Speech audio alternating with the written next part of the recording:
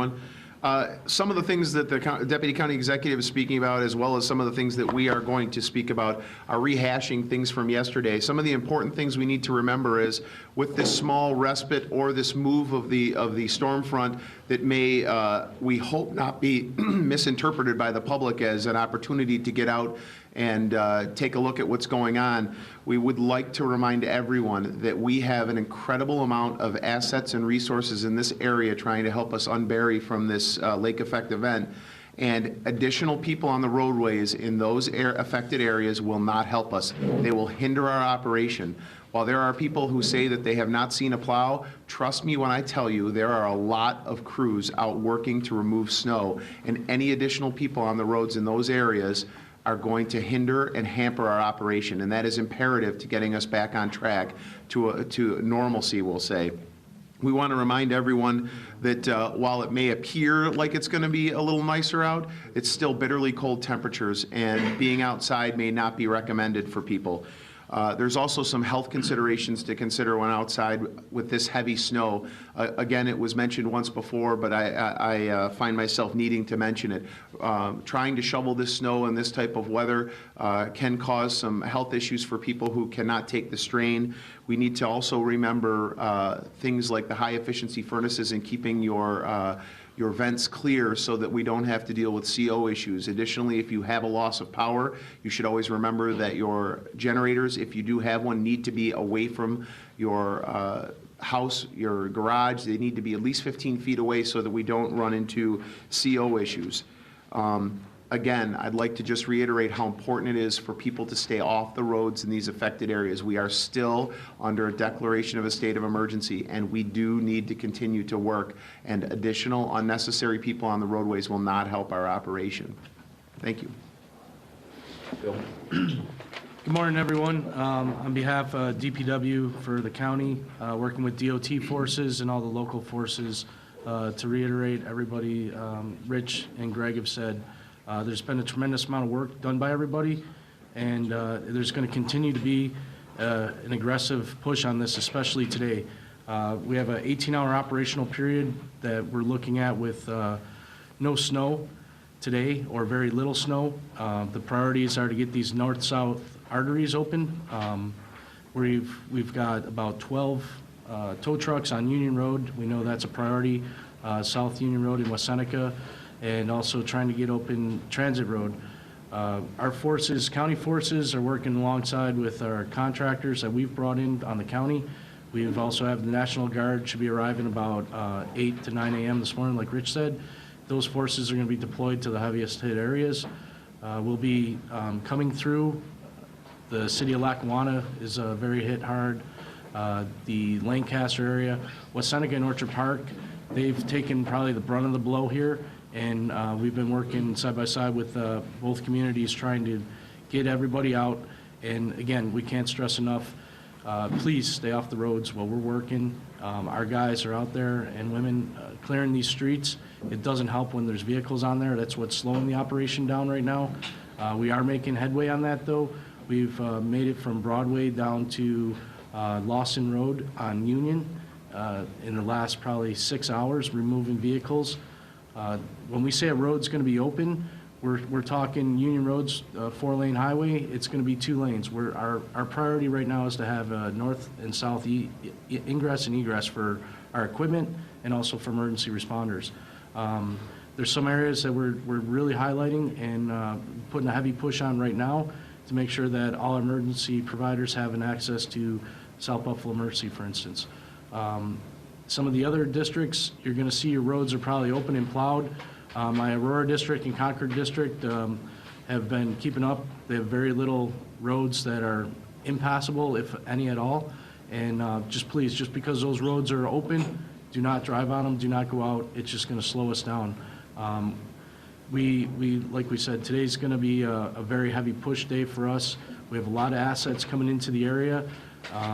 The community's been phenomenal in helping each other out, getting these vehicles out, and if you can help out and continue to do that by just staying put, we'll ensure that we'll have this, and Friday everything will be good. Thank you. Scott. A common theme we continue to hear is we're asking the public to stay off the road. One of the reasons is the dangers being out in situations such as this recent storm. Sadly, we have to announce we found on individual today, 46-year-old male in the town of Alden. The car was buried under approximately 12 to 15 feet of snow, and he was found deceased. I can't comment on it much further. We're making family notifications, but it's another example that this is still a dangerous situation. We know we announced last night we had another young man pinned between two vehicles and was killed trying to assist one of the vehicles that was stuck on Union Road in Cheektowaga. So not only to help get roads cleared, but even for people's own well-being. At this point, we're asking you again, urging the public, do not travel on these roads. There's a lot of work being done, a lot of large equipment. It's a very hazardous situation to be out there mingling with this equipment. Again, we're asking people to help out with their neighbors. There's obviously delayed response times, both for fire, law enforcement, EMS. Anything we could do to, and on the preventative side, checking on our neighbors. We heard CO issues as far as generators, cleaning furnace, vents, etc. Those are the type of actions that we need to be taking now to assist responders that are trying desperately to get to these scenes. So as this weather breaks today, there's going to be a lot of work that's being done outside. We want to, again, assist these crews by staying off the road, and we need this time to clear up before tomorrow, when the same area could potentially be hit with 2 to 3 feet of snow again. Thank you. A couple concluding points, and then, of course, we'll take questions. The driving ban remains in effect, and it remains in effect in the city of Buffalo, south of Genesee Street, the city of Lackawanna, the town of Alden, the town of Aurora, town of Hamburg, town of Cheektowaga, town of Lancaster, the town of West Seneca, the town of Elma, and the town of Marilla. The town of Hamburg, the town of Orchard Park, the village of Alden, the village of Sloan, the village of Depew, the village of Lancaster, the village of Blaisdell, the village of Hamburg, the village of East Aurora, and the village of Orchard Park. The only vehicles that are allowed to travel are emergency personnel. The philosophy for today, which Bill has touched to some extent, is that we're, with the state, will be concentrating on opening the mains. North-south, so important to the way the county functions, and major east-west roads. Some of them are now open, but for limited travel only. Others, we hope to make significant progress on. We're concentrating on those main routes and specialty roads, like the access to the hospitals and emergency care facilities. The city of Buffalo reported to us earlier that they've made very good progress. Abbott Road is open, and access to Mercy Hospital is now open. We've been quite concerned about that over the last day or two. But it's going to be a hard work day, long hours. We're in our 5th operational period, just starting now at 6 o'clock. It's going to be a long day. We hope we can make major progress. We're expecting that, and the assets are coming in.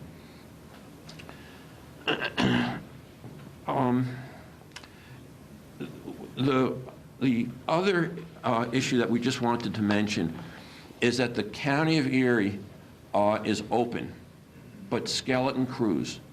The staff who are in areas where there's no driving, unless they're an emergency responder, are expected to stay at home. But the county offices themselves will be open and will be dealing with the most emergency situations. For instance, people who have regular appointments with county social services need not appear. If they have an emergency, they should either call us or call crisis services. But we're open, but limited for business, limited business. We believe some of the auto bureaus will be open and some will be closed.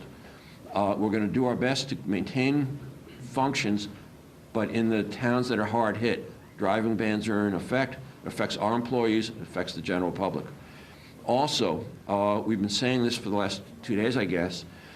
Wheels on Meals, who we spoke to last night, had not yet decided if they would be delivering meals today. They very much want to do it where they can, but they will make their own announcement.